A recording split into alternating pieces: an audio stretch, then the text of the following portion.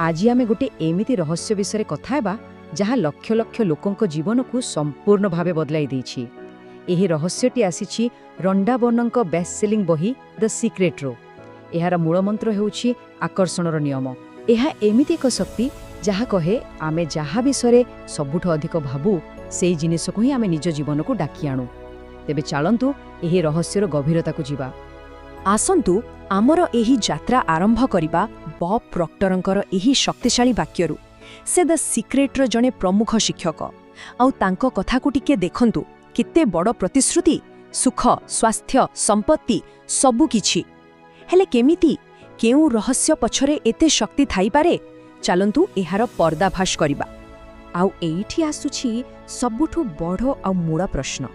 आम भावना आम चिंताधारा रे कौन सतरे एते दम अछि जे ताहा आम चारिपाखर दुनिया को बदलाई देब। एही बहिर उत्तर हेउछि हाँ निश्चित भावे अछि। एहा केमिति काम करे आसंतु देखिबा। तेबे एही पूरा रहस्यर मूलद्वार हेउछि आकर्षणर सिद्धांत बा लॉ ऑफ अट्रैक्शन।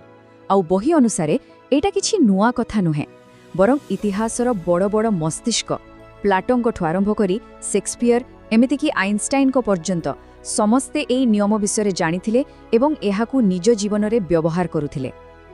अच्छा एहाकु आहुरी सहजरे बुझिबा। भाबंतु एही आकर्षणर नियम ठीक माध्याकर्षण शक्ति भड़ी ब्रह्मांडर एक सार्वजनीन नियम। एहा सबुबेले काम करुछि आमे ताकु जानिले भी न जानिले भी। सीधा कथा हेउछि आमे जेउ प्रकारर भावना निज भितरे रखु सेई प्रकारर परिस्थिति आउ अनुभूति को आमे निज जीवन को टाणी आणु। एमिति भाबंतु जे आम मन गोटे बहुत शक्तिशाली चुंबक। जेमिति गोटे चुंबक लुहा को निज आड़ को टाणी ठीक सेमिति आमर प्रत्येकटी भावना हाँ प्रत्येकटी भावना निज सह मेल खाउथिबा जिनिस को आम आड़ को टाणी आणी। एबे कथा आहुरी मजादार हेबाकु जाउछि। आमर प्रतिटी भावनार निजर एक फ्रिक्वेन्सी बा तरंग अछि। जानिछंती ठीक गोटे रेडियो टावर भली आम मस्तिष्क भी सबुबेले ब्रह्मांड को सिग्नल पठाउछि। जेतेबेले आमे खुशी रे थाउ सेतेबेले गोटे हाई फ्रिक्वेन्सी पठाउ आउ जेतेबेले दुख रे थाउ सेतेबेले पूरा अलगा गोटे लो फ्रिक्वेन्सी। आउ नियमटी बहुत सरल। आमे जेउ फ्रिक्वेन्सी रो सिग्नल पठाउ ठीक सेही फ्रिक्वेन्सी रो जिनिस लोक आउ परिस्थिति आम पाखकु फेरी आसे। एहा ठीक गोटे प्रतिध्वनि भली काम करे।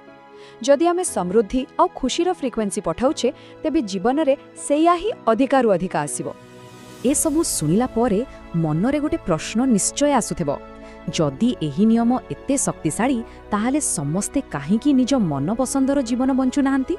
काहेकि एते लोक समस्या रे घेरी होई रहिछंती? आश्चर्यर कथा एहार कारण बहुत सरल। देखंतो समस्याटा केउठी?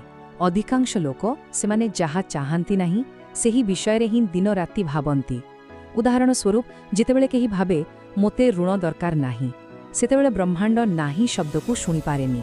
ता पाई फोकस हेउछि ऋण। फलरे जीवन को आहरी अधिक ऋण टाणी होई आसे।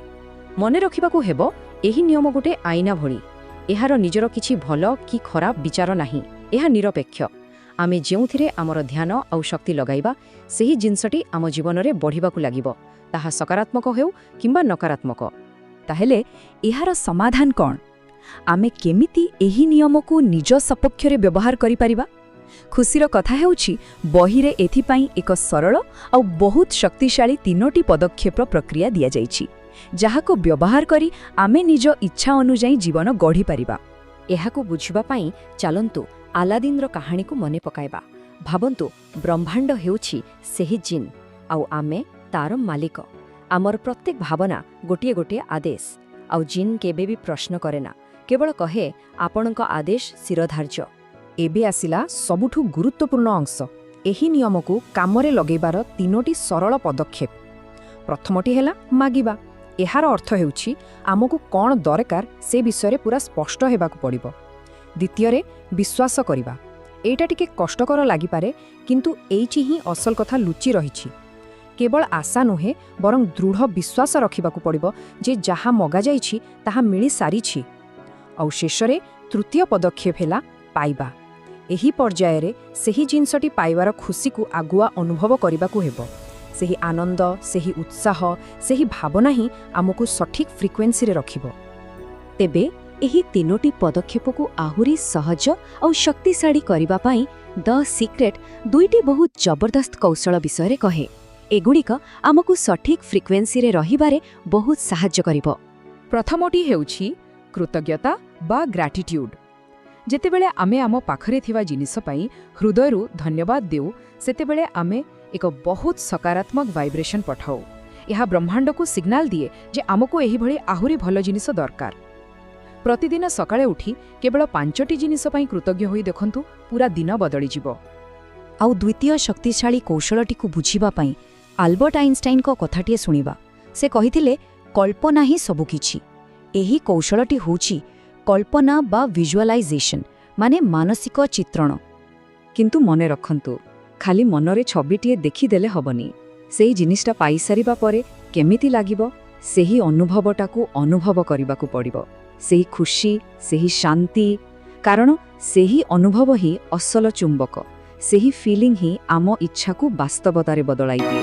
ତେବେ ଏତେ ସବୁ କଥାରୁ ଗୋଟିଏ କଥା ସ୍ପଷ୍ଟ, ଯାହା ଦ ସିକ୍ରେଟ୍ ବାରମ୍ବାର କରେ, ଆମ ଜୀବନର ସୃଷ୍ଟିକର୍ତ୍ତା ଆଉ କେହି ନୁହଁ, ଆମେ ନିଜେ। ଆମ ଜୀବନରେ ଯାହା ବି ଭଲ ମନ୍ଦ ଘଟୁଛି, ତାହା କେଉଁଠୁ ନା କେଉଁଠୁ ଆମ ଭାବନା ଦ୍ୱାରା ହିଁ ସୃଷ୍ଟି ହୋଇଛି। ଆଉ ଏହି ସୃଷ୍ଟିର ସବୁଠୁ ଶକ୍ତିଶାଳୀ ମନ୍ତ୍ର ହେଉଛି ଦୁଇଟି ଶବ୍ଦ, ମୁଁ ଅଟେ। ବହି ଅନୁସାରେ ଏହି ଦୁଇଟି ଶବ୍ଦ ପରେ ଆମେ ଯାହା ବି କହିଥାଉ, ତାହା ଏକ ଆଦେଶ ହୋଇଯାଏ। ତେଣୁ ମୁଁ ଦୁର୍ବଳ ବଦଳରେ କୁହନ୍ତୁ ମୁଁ ଶକ୍ତିଶାଳୀ ଅଟେ, ମୁଁ ଅସୁସ୍ଥ ବଦଳରେ କୁହନ୍ତୁ ମୁଁ ସୁସ୍ଥ ଅଟେ, କାରଣ ଆମ ଶବ୍ଦ ହିଁ ଆମ ଦୁନିଆ ଗଢ଼ିବ। ଶେଷରେ ପ୍ରଶ୍ନଟି ହେଉଛି ନିଜ ପାଇଁ, ଜୀବନଟା ଯଦି ଗୋଟେ ଖାଲି କଳାପଟା ଆଉ ଏହି ରହସ୍ୟକୁ ଜାଣିବା ପରେ ଚକ୍ ଖଣ୍ଡିଏ ହାତରେ ଅଛି, ତେବେ ସେଥିରେ କ'ଣ ଲେଖାଯିବ? ନିଷ୍ପତ୍ତି ସମ୍ପୂର୍ଣ୍ଣ ଆମ ନିଜର। ଭବିଷ୍ୟତକୁ ନିଜ ଇଚ୍ଛା ଅନୁସାରେ ଗଢ଼ିବାର ସମୟ ଆସିଯାଇଛି।